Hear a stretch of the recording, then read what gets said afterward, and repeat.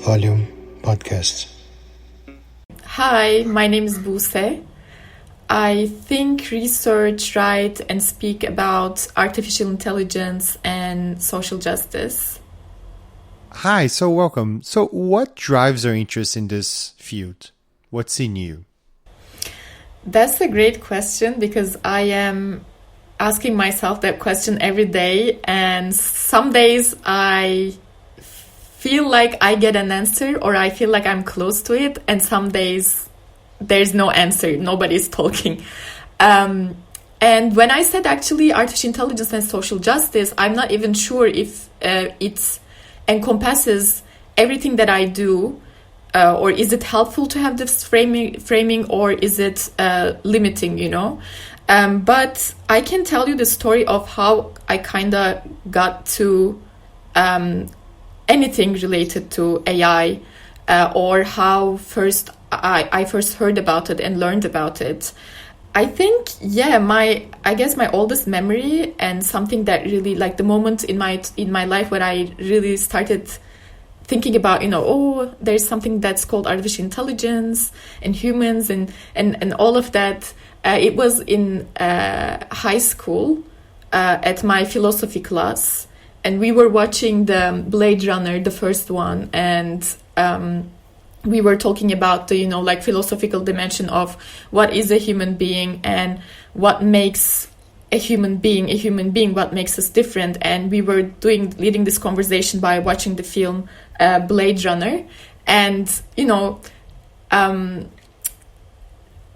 I really liked the film and the costumes and all the atmosphere, but besides that, this question really stuck with me. And then you have 2001: A Space Odyssey and all of that. But at that during that moment or that period, it remained as in science fiction movie thing with me until I was doing an internship at a consulting firm, and I started kind of monitoring the European regulation about AI, and I started asking, okay, what is this?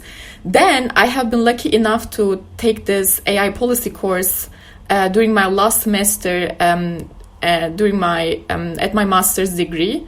My master's was in international public management, and for the first time we have this governing the rise of AI and this AI policy class offered. And I really liked it, and I remember I was very excited about it, even at the end of the first class, because it was truly multidisciplinary. So you would really think about, existential or philosophical questions about, what is agency, what makes us human, so on and so forth. But you could also look at this from the perspective of economics, automation, jobs, and or social justice, ethics, discrimination, or even really go deeper and look at it from some perspectives that I really like, such as, decolonial perspectives, feminist epistemologies, and so on and so forth. But I wasn't aware of that part when I was first introduced to AI policy. And I remember I was very curious and passionate at the end of my first class, and I went to the teacher and asked, okay, it makes sense that a lot of these discussions are centered around Western countries. I understand, but what about Turkey? What about global South countries? Because I guess it was like a wake-up call for me, and I was like, oh, okay, so this thing is already, it's not a science fiction movie anymore. It's here, and people are talking about it. People are drafting guidelines and principles and everything, but when I Google it, I cannot find anything in Turkish. So if it's going to change, quote-unquote, humanity or, our systems, and if it's going to be deeper than electricity, as some claim it, I'm not sure if we should at least talk about it in that way. But if it's going to be that impactful, how about us? How about others? How about people I can identify with? And that's kind of made me, in a way, stick to this question. And as I started working on AI policy, as I started reading about it, I've also become sensitive to, images, representations, discourses about AI and in general, like digital and technology around me, because it was a great entry point to see, discuss, and observe a lot of things. And I started, having more and more questions, and obviously my views and understanding on things have considerably evolved, and it still evolves. And that's maybe the reason for also me not being able to say, okay, this is what I'm doing, or like I have a PhD on this and this is my area of expertise. But I'm basically, kind of a person that looks at a lot of different types of sets of knowledge and try to make sense of it. You're raising some very interesting questions. So how was your path? Okay, I started in the AI policy space, where I worked with a lot of international organizations, intergovernmental organizations, international development banks, governments, and governance and policy forums, so on and so forth. And it was amazing, and I learned a lot. But my lived experience always goes in parallel and drives my passion in life. And I think it has been also a case for AI. And I remember a very specific point in time after being exposed to a lot of AI policy work and discussions.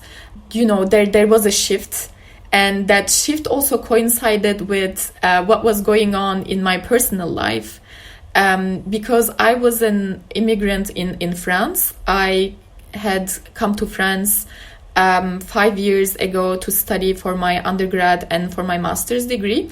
And I knew that, but I think the moment where I kind of opened my eyes to my positionality as an immigrant and also a woman of color was, during that time when I was already 1 year into AI policy and work around that. And it was during that time where I was able to kind of name the discomfort, microaggressions, or not feeling enough in a professional or in an intellectual setting, and its relations with power structures and global systems of domination. Then this pushed me to look at also my frustrations about AI policy and the discourses that I would hear, especially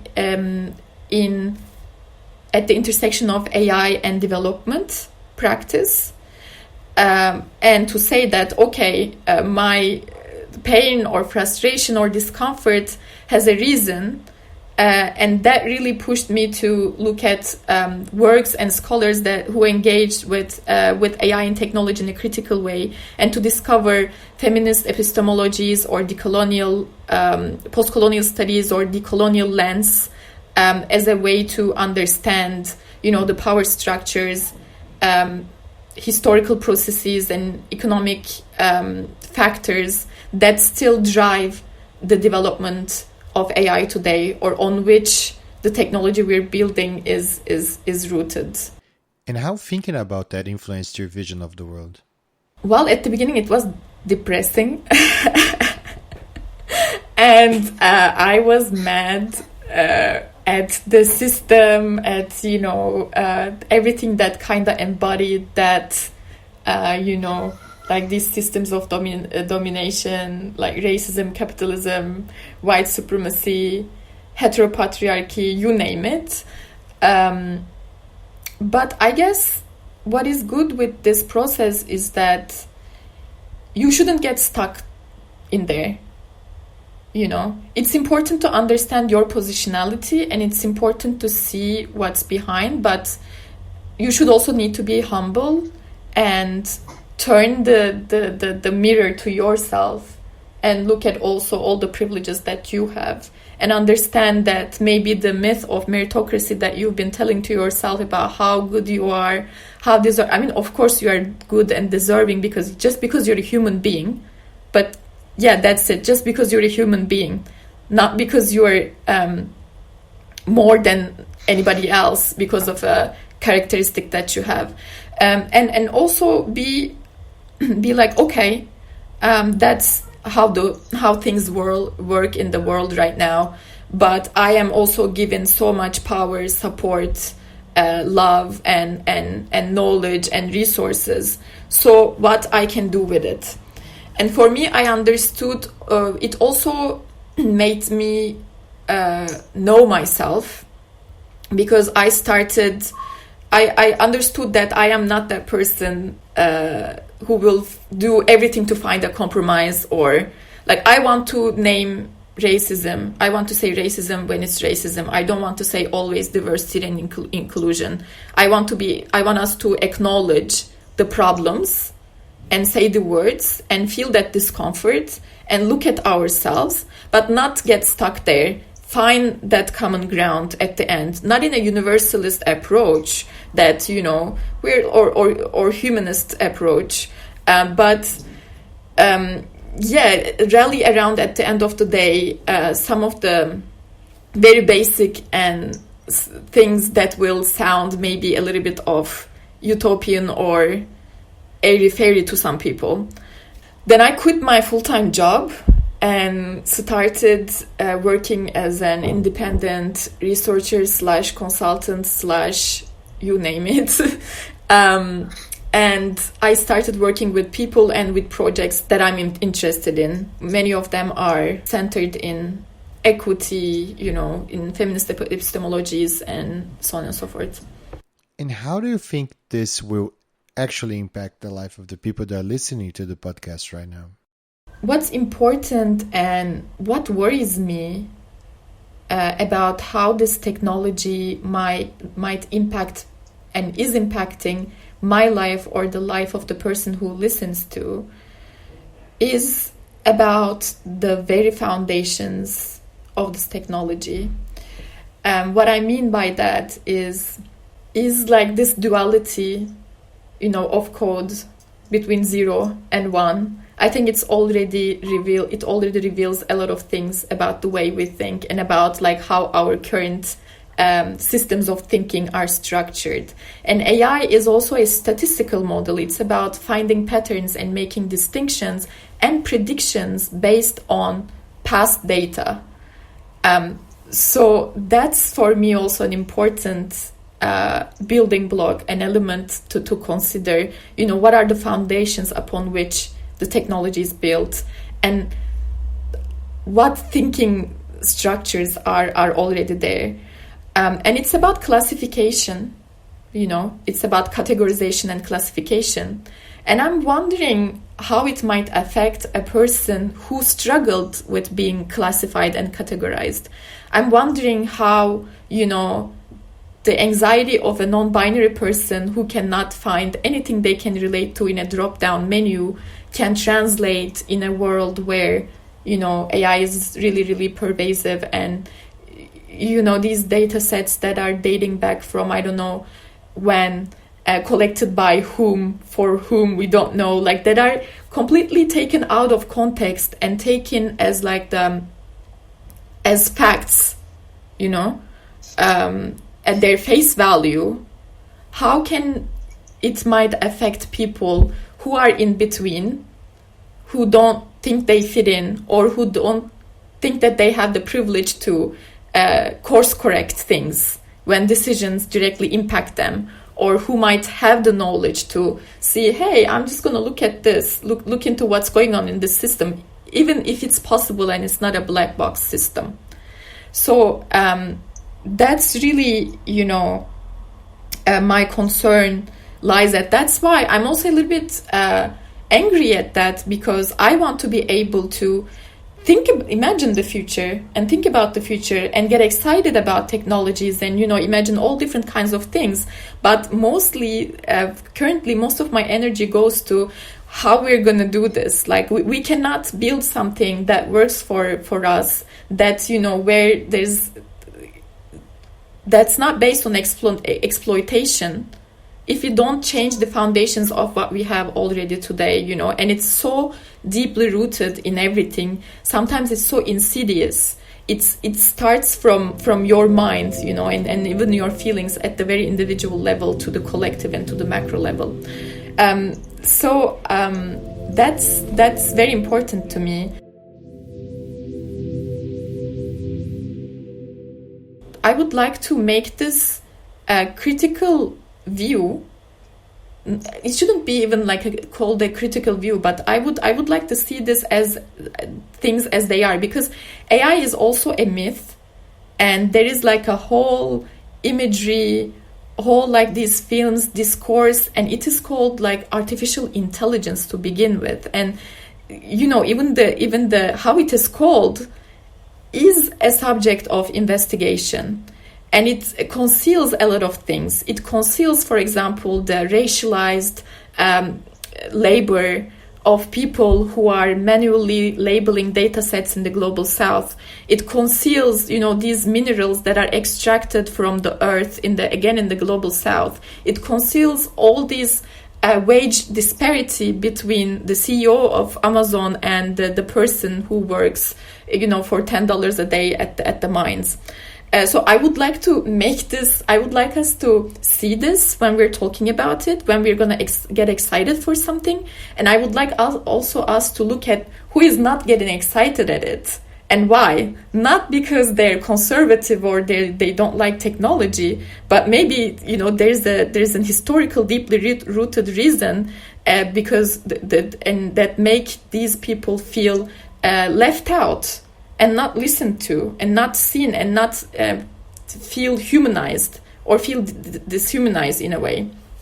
And I actually think that we have a fetishization with technology and about future, and these things are so intertwined. Sometimes even the policy discussions, or even discussions that are supposed to be so rational and on the ground can go into very different directions because we're getting to this imaginary realm, which is not something bad, but again, it conceals a lot of things. So I feel like we're focusing actually on the wrong things. And I was reading this article and there is something that I found very meaningful. It says it's about futurology, and it says that we're actually focusing on looking at the wrong things.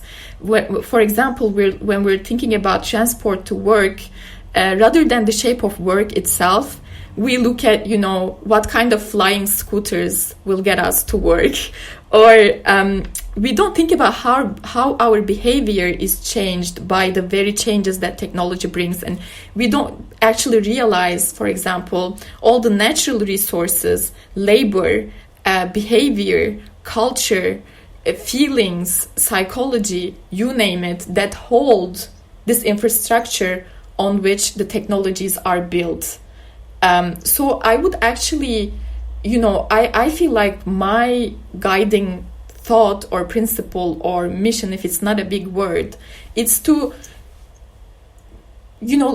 help us or support us or make sure to lead us in a direction that we center life, even if it means we will decenter technology.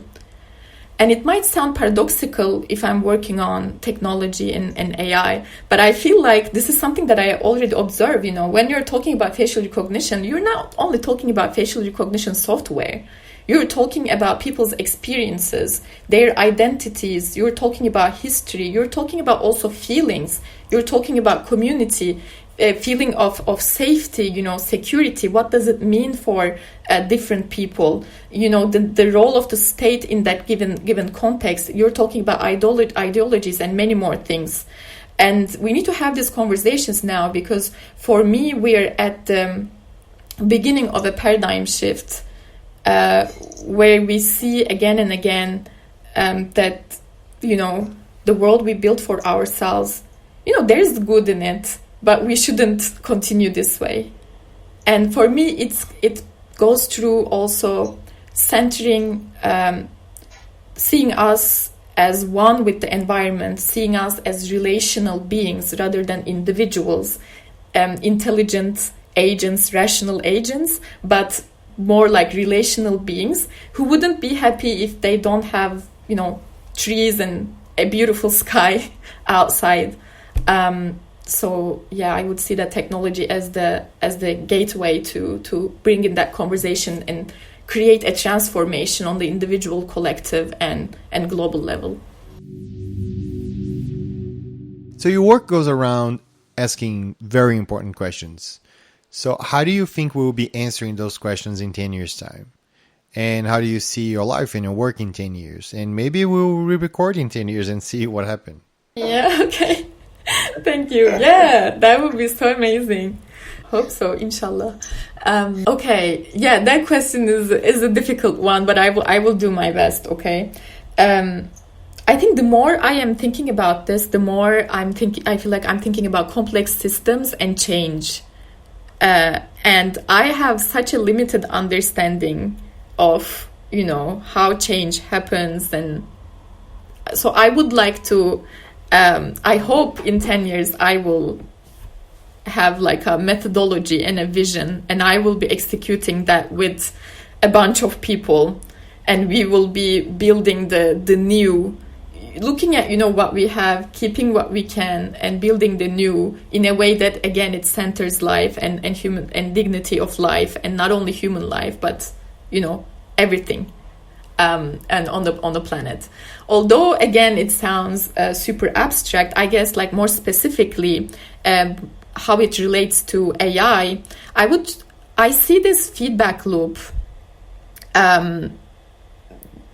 Since I was introduced to this field of impact and change, although impact is like a little bit a kind of word that means everything and anything, right? But I think like one of the clearest examples of that is the work of Joy Bulamwini. And this feedback loop is about how do you actually shift perceptions and make change in this field, and, impact that grows and goes out of the field in a way.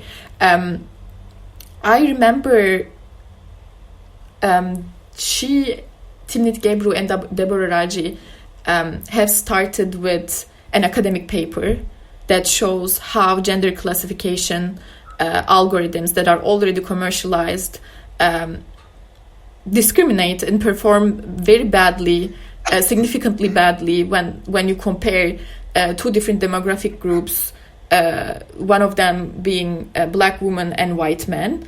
And it was the first time I think an intersectional data set was introduced, and it was kind of speaking the rational language, right?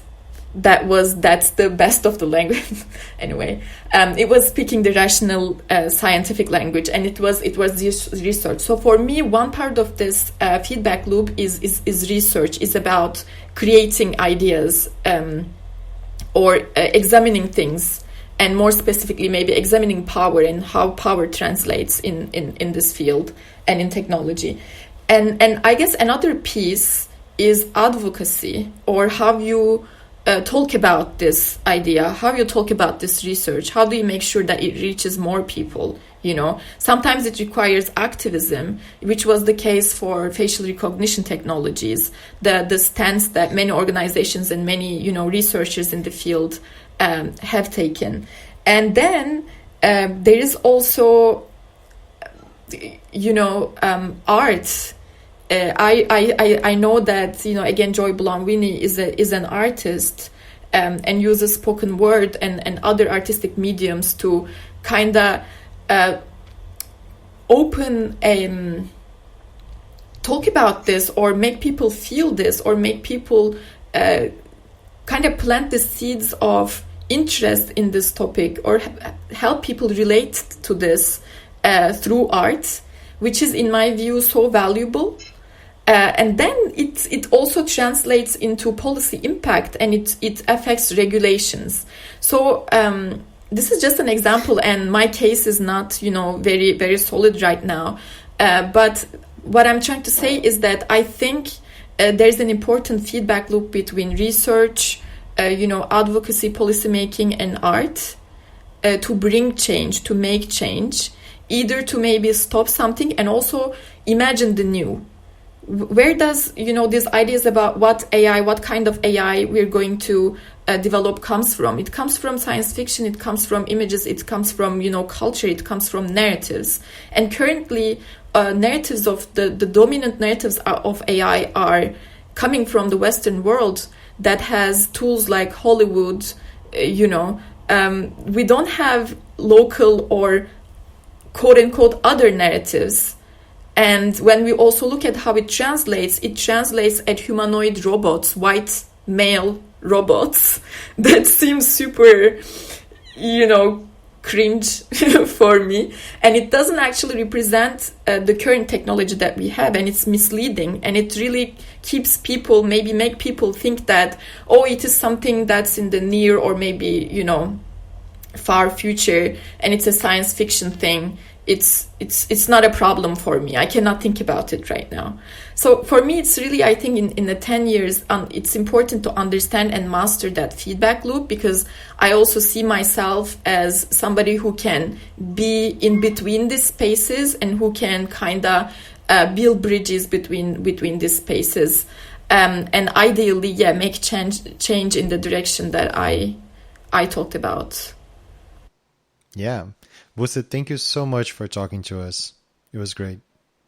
Thank you so much for having me. That was such a pleasure to talk to you. I hope it will be inspiring for people, and it will open new opportunities for all of us, and a little bit hope and energy and action. Thank you. The Volume Podcast. So if you enjoyed the episode and would like to get in touch with us or give us feedback, we are on Twitter at Volume Podcast. See ya. Thank you.